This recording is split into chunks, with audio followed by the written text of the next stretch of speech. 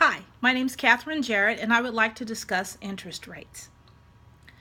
Whether you've already started paying off your loans or are just thinking to the future, you probably know that the money you borrowed came with some strings. You need to pay back all the money you borrowed from each lender in full and on time, plus interest. So the best way to understand interest rates is to think of them as the price of using money. The interest rate you pay on your mortgage or your car loan is the cost of using the bank's money for a period of time. Interest rates can be quoted for different time periods, such as monthly or annually. Now, what determines the interest rates? So we have nominal interest rates and real interest rates. The interest rate quoted by banks and other financial institutions that indicate the rate at which money will grow if invested for a certain period of time, those are called nominal interest rates. And the rate of growth of purchasing power after adjusting for inflation, that's the real interest rate. Now let's discuss yield curves and discount rates. The interest rates that banks offer on investments or charge on loans, they depend on the horizon or term of the investment or the loan. The relationship between the investment term and the interest rate is called the term structure of an interest rate. We can plot this relationship on a graph, and that's called the yield curve. The discount rate is the interest rate the Federal Reserve charges on loans given to banks through the Federal's discount window loan process. So we also have APR, APY, and EAR interest rates. So APR stands for annual percentage rate, and it's a measure that attempts to calculate what percentage of the principal you'll pay per period, taking every charge, monthly payment over the course of the loan, and any upfront fees, etc., into account. APY stands for annual percentage yield, and it incorporates the additional complications of compound interest or interest charged on the simple interest, which again distorts the numbers and increases a borrower's obligations. And it takes it beyond the standard simple interest rate. EAP stands for the effective annual rate. The EAP and the APY are identical. They represent the same quantity but are quoted by one name or the other, depending on the circumstance, of course. So now what's the importance of the accounting equation? So to calculate the APR for a loan that incorporates costs beyond those of the principal borrowed, you must first determine how much the periodic payments are.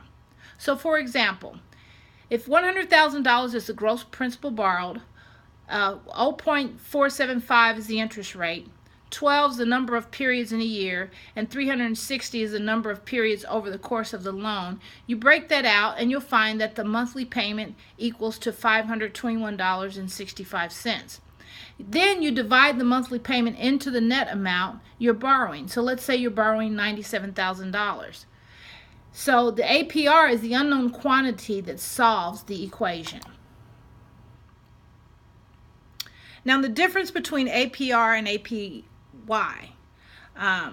To determine the APR and the APY on accounts with compounding interest, you start with the interest rate per compounding period.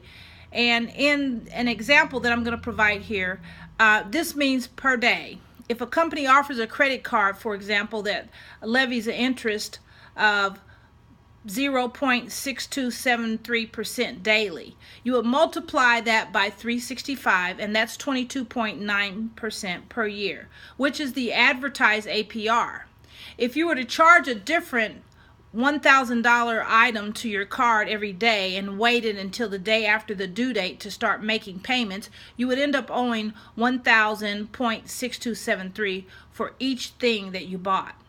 To calculate the APY, instead of multiplying 0.06273% by the number of compounding periods in a year, you add 1, which represents the principal, and take that number to the power of the number of compounding periods in a year. Subtract 1 from the result to get the percentage form.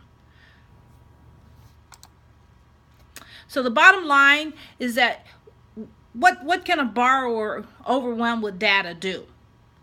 You would look for a listed APY before paying attention to the APR. If no APY is listed, then you calculate it from the listed periodic interest rate provided. And if you're concerned about how much your credit card issuer is charging you in the interest, one foolproof way around this is to pay your balance in full every month. This is a nominal rate, so an APR and an APY of 0. And let's discuss finally the ethics surrounding interest rates.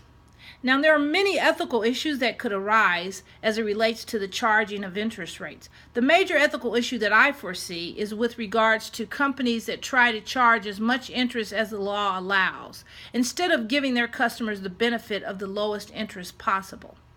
For example, banks can legally charge up to 79.9% in interest rates on credit cards. But just because it's legal, this doesn't mean that the lender should charge such an interest rate. In my opinion, lenders that charge these high interest rates are taking advantage of customers with poor credit, and they're greedy. These lenders can charge half this amount in interest and still make a profit. The Bible tells us that we should not charge our brothers in Christ interest when we lend them money. Exodus 22:25 says, "If you lend money to one of my people with you who is poor, you shall not be like a money lender to him, and you shall not exact interest from him." Thank you, and God bless.